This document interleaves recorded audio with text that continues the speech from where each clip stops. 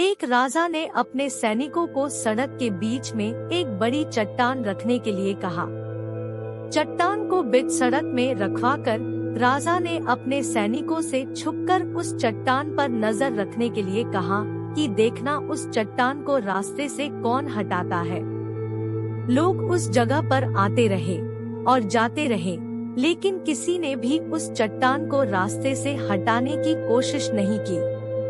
उस चट्टान के पास से लोगों के गुजरने वालों में राजा के कुछ करीबी लोग और शहर के बड़े व्यापारी भी शामिल थे, और उनमें से कुछ लोग तो राजा को ही कोसने लगते कि क्या राजा इस चट्टान को भी रास्ते से नहीं हटवा सकता।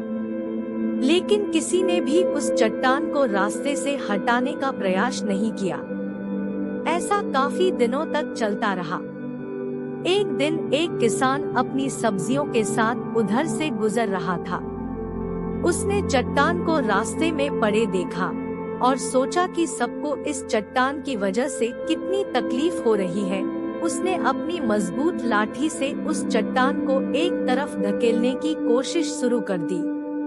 काफी कोशिश के बाद वह उसे सड़क से हटाने में कामयाब हो गया। चट्टान रास्ते से हटाने के बाद किसान अपनी सब्जियों को उठाकर जाने ही वाला था कि अचानक उसकी नजर एक पोटली पर गई, जो ठीक उसी जगह पड़ी थी जहां से उसने वह चट्टान हटाए थे। उसने उस पोटली को खोलकर देखा तो उसमें सोने के कई सिक्के थे और उन सिक्कों के साथ राजा का एक संदेश भी था, जिसमें लिखा था कि ये सोने के सिक्के उनके लिए है जो इस चट्टान को रास्ते से हटाएगा।